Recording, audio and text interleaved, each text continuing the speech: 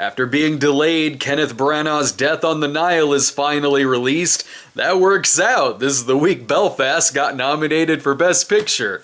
And I do kind of like how Belfast was a black and white movie that opened with a color shot, and this one is a color film that opens with a black and white shot. I did enjoy his Murder on the Orient Express. It wasn't great, but it was certainly carried by its cast and the lead performance. It wasn't something I loved, but it was serviceable despite its flaws. That's more or less how I feel with this one too. There's a lot I really do like about it.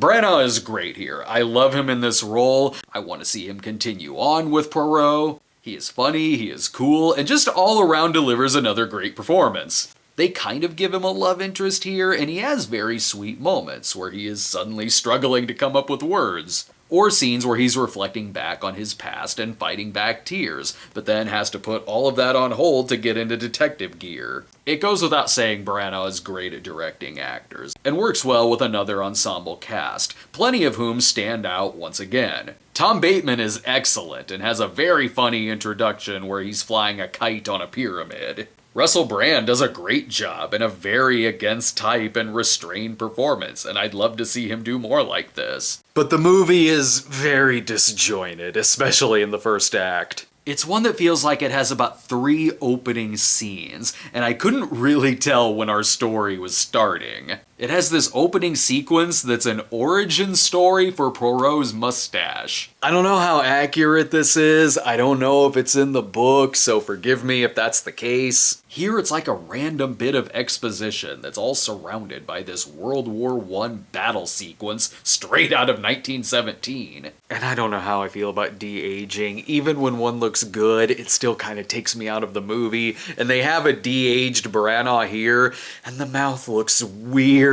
And I'm like, just get a younger actor. Aside from being referenced way later, you could have taken this sequence out of the movie. And given the massive wound on his face that the mustache is supposed to cover up, I don't know if even a mustache that big can cover that.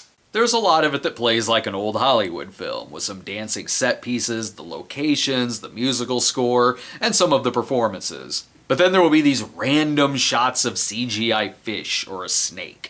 And there's some odd green screening too, where a character may enter a room, and I don't know if the person is really there or if it's just a vision. Then there's other odd bits, like Gal Gadot dressed up as Cleopatra. As much as there are a lot of characters that stand out, there are some that don't. There's a death that happens way later, and it took me a while to remember who this person was. There's individual scenes in the first act that are kind of great, but the scenes as a whole don't really flow together all that well. One minute we're here, another we're there. In the first movie, I was so invested in Johnny Depp's character that I was bummed when I had to remind myself, oh right, he's gonna die soon. Damn, I'm really enjoying this performance. In this one, it is slow, and I was sitting there really wanting the mystery to start, so that at least the movie will feel focused. And when the murder does happen, sure enough, that is when it gets a lot better. Branagh has great little scenes with these characters one-on-one,